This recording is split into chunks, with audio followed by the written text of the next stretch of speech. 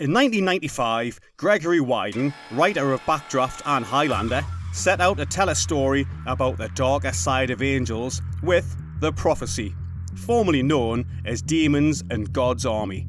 The story involved an archangel named Gabriel, played by the absolute legend that is Christopher Walken, who had become jealous of God's love for human beings, or, as he referred to us, monkeys. Does that make Ross from Friends our daddy? I knew some ladies and men in the 90s that would have totally been into... Look, we're getting sidetracked. Anyway, the hurt was so deep for Gabriel and these fallen angels that it caused a civil war in heaven between the obedient angels and the rebellious ones. Meanwhile on earth, a very bad man dies and his soul is so evil that whichever side retrieved it, it would completely alter the ESPN win probability rate in their favour. So, Gabriel comes to Earth to retrieve it and turn heaven into hell by doing so, but has his plot foiled by some good folk and Lucifer, who's probably a less good person, but did happen to be wearing Viggo Mortensen. So, that's cool. The film was an extremely cool idea with a killer cast that included everyone from Pulp Fiction's Eric Stoltz to Teenage Mutant Ninja Turtles' Elias Koteas, but also suffered from pacing and heady exposition. The one thing everyone could agree on was that Christopher Walken playing a bloodthirsty evil angel was a stroke of pure genius. In the end, the film doubled its $8 million budget and, as you would typically expect, was resurrected and brought back for a sequel that recast Christopher Walken in the main role again and was released straight to home video.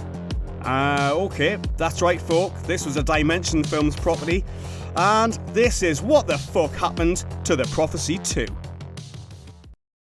Look, I'm gonna be honest with you. You have an absolutely breathtaking hiney. This movie is somehow a ghost in the machine. For a film produced and distributed by a film studio where the stories are never ending, there's simply not a lot out there about The Prophecy 2.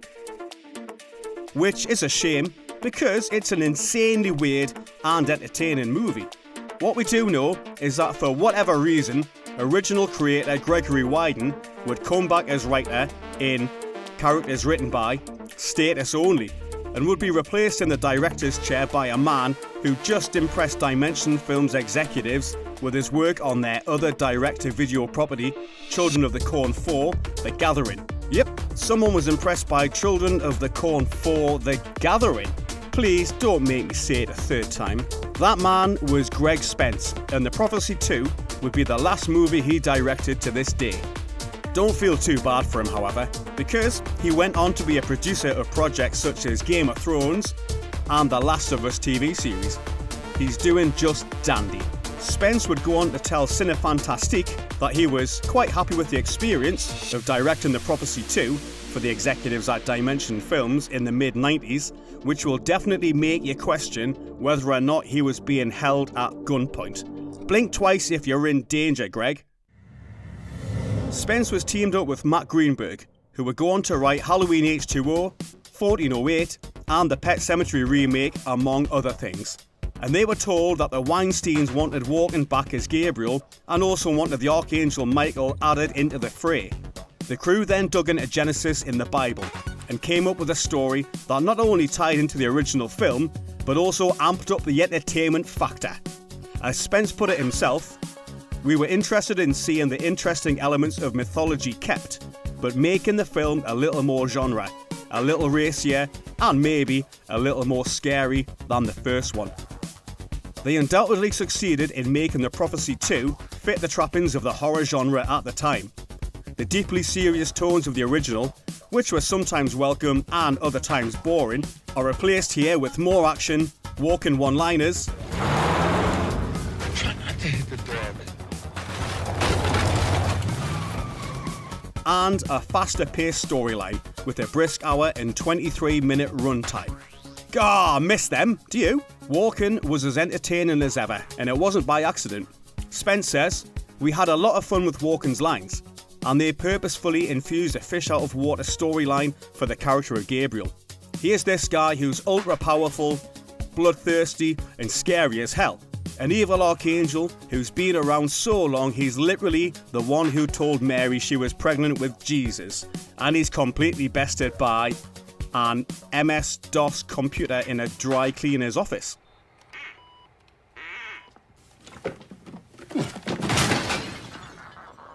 It's genuinely hilarious and entertaining. Walken knows exactly what we want, and he's not afraid to give it to us. Vulcan angel pinching humans left and right with a tap on the head and a shush as they drop immediately to the floor as he floats by them with the seriousness of a man shopping for potato chips. What the? Shh. He's also capable of carrying the same vengeful tenacity he had during his scariest moments in the first movie. Walken puts quite a show in what is, dare I say, his most underappreciated performance. The entire film has many similarities to its predecessor, but is a whole heck of a lot quicker and infused with a lot more fun. It's almost reminiscent of an Evil Dead to Evil Dead 2 type of scenario, where the film feels the same only, slightly drunk and much more carefree. Even the plot is alike in many ways. Where the original story was about Gabriel coming to Earth to steal an evil soul, the Prophecy 2 focuses on Gabriel being kicked out of hell, with Lucifer claiming that hell wasn't big enough for the both of them. It's like that movie House Guest with Sinbad, only it's Satan and it's actually nothing like that whatsoever. If you're like me, you're probably imagining Satan kicking Gabriel out like Uncle Phil would to Jazzy Jeff in The Fresh Prince of Bel-Air. The front gate of hell opens and Christopher Walken comes flying out with the devil slamming the door behind him. It's not, unfortunately, but it's the next best thing when it decides to shamelessly borrow from James Cameron's The Terminator. Here, Lucifer kisses his fingertips in a very uncomfortably close shot of his lips so that he can't tell that Viggo Mortensen was recast, then wipes them across the pavement of the street like a cop about to taste the bad guy's cocaine to make sure it's real. We all know why you do it, guys, come on.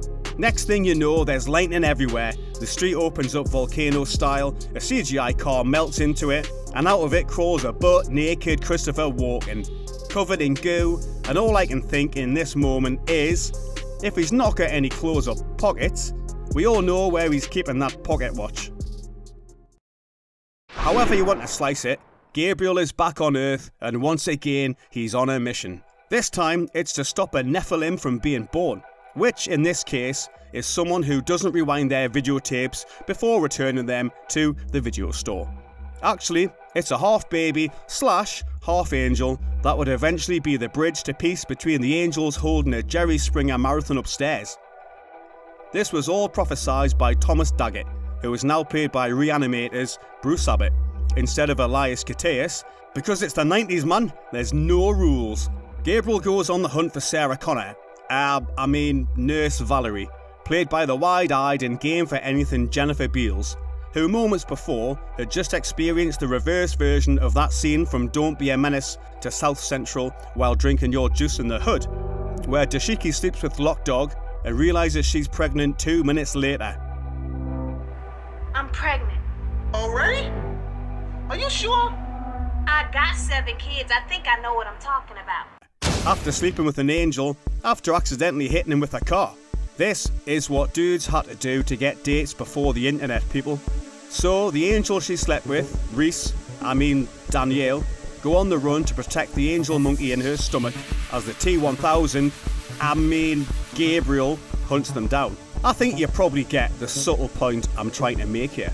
This movie is more influenced by The Terminator than that kid from Halloween 2018 was influenced by girls feeding him guacamole and all those sexy kinds of ways. I'm not complaining, it's a blast. Gabriel is once again on the warpath as he finds Thomas from the previous film, once again now a totally different human being, and drops a haunting one-liner on him before lightning sets him on fire. It's a small step. Profit from order. Can you take it? Which is something he'll do multiple times throughout the film. Still yet, the Terminator franchise comparisons don't stop. as the Prophecy 2 goes as far as borrowing from the fish out of water storyline from Terminator 2, and to great success. Gabriel realises quickly that he doesn't know how to use computers, guns, cars, or even walkie-talkies, and brings back to life a young girl who's just committed suicide with her boyfriend by smashing their car into a concrete wall so they could be together forever in the afterlife. This absolute shot of 90s life is Izzy, played by the forever unforgettable Brittany Murphy in a role that was perfect for her. Gabriel tells Izzy that he's not going to let her be with her boyfriend in the afterlife until she helps him complete his mission. But do you think the plot explanation ends here? Think again. Our hunter/prey storyline ends up in Eden from the Bible, where the archangel Michael first makes his appearance, played by none other than karate angel Eric F.N. Roberts. The best of the best indeed. Danielle and Valerie came here looking for solace, but found it to be less Eden-y and more the literal steel warehouse from The Terminator. The explanation for Eden becoming a Freddy Krueger boiler room is that it became an industrial wasteland, due to everything going on with Wars of Heaven, which was convenient for the budget, I guess. Anyway, Eric Roberts is here, and he's a badass. Gabriel shows up, and he and Michael have one hell of an archangel to archangel Al Pacino and Robert De Niro dining room heat moment before Gabriel continues his chase that leads to both Danielle and Izzy dying. This all leads to Arnold Schwarzenegger being slowly levelled into a pit of volcano juice with his thumbs up. Sorry, wait a minute, got me lines crossed again. It ends with Gabriel and Valerie on a moving steel apparatus that seems like something out of one of the dungeon levels from Super Mario Bros. Here, she reveals to Gabriel that God may not speak to him, but he does speak to her. Man, he's busy, bro. Overcome with pain and jealousy in yet another great acting moment for Walken, he asks her what God says to her. She says, jump, before she grabs him, and they both plummet to the ground, where Gabriel is impaled on a spike, but she is left unharmed. Man, that's some Scream 6 character level look right there. Good for you, Valerie. The film comes to a halt, with Michael turning Gabriel into a human being as punishment for being such a world-class prick. We last see him begging for change on a street corner across from a payphone and ranting that Phone's gonna ring. It's gonna be you know who. Everything's gonna be made right. Phone's gonna ring. This sets us all up perfectly for another sequel of Walken/Gabriel badassery. Valerie decides to raise the child alone, and the film leaves us with a powerful statement about how you can't let the fear of the future stop you from raising your kids with love. The exact place we all knew the horror movie about rage-filled angels was going to lead us. It's really an amazing accomplishment that this direct-to-video sequel manages to be so quickly paced and full of fun and action. So much is going on in this hour and 23 minutes that we haven't even yet mentioned that in the most random of all movie cameos, Glenn Danzig of the Misfits, and well, you know, Danzig, plays an angel named Samael, who dies in a street fight that's a direct callback to the first Prophecy film. It's the one where they smell each other like Schwarzenegger smelling bad guys coming downhill in Commando, and leap out of windows multiple stories high to meet mid-air just to hug violently and fall back to the ground. I'm not sure why we felt the need to do this exact scene again, but why not? Let's run it back, only this time we're going to use Danzig and he's going to get his heart ripped out of his chest, just for funsies. Who wants a margarita? Somehow, someway, Dimension Films' Greg Spence and Matt Greenberg teamed up and managed to get not only an even better performance out of Walken than the first time around, but gave the film an entirely new spirit by casting the charismatic and lovable Brittany Murphy. Even if Izzy is a total, to borrow a phrase from Brad Pitt's Detective Mills in Seven, and nutbag. You're a movie of the week. Who keeps trying to shoot herself in diners so she can be with her boyfriend in the afterlife. It's provocative. It gets the people going. Dimension couldn't bring back everyone, but they did some nice cast finagling to get around the departure of Vigo, the Luciferian, and Elias Koteas. Actually, the only returning star, besides Walken, was the scene-stealing Steve Heitner as the Morgue Doctor, who does his own entertaining version of the "You're all doomed" guy from Friday the 13th here. In the end, The Prophecy 2 is a direct-to-video sequel that may be an afterthought due to the circumstances, but really shouldn't have been. The film clearly features a director, writer and cast who are very invested even as they work the dusk until dawn schedule 6 nights a week while filming. Still, the director said, "It was a great bunch of people to stay up all night with, and I think you can tell by everyone's engaging performances just how game everyone was for this wild little movie." Who wouldn't have fun with this batshit crazy story that involves Christopher Walken walking around melting people's faces, literally and physically? And that, my friends, is what the fuck happened to The Prophecy 2. What's your favourite Christopher Walken performance of all time? It's impossible to choose for me, but I'll certainly tell you the weirdest you'll ever see. 1989's Communion. Walken being probed by aliens. Or is he probing them? Thank me later. Have a great day.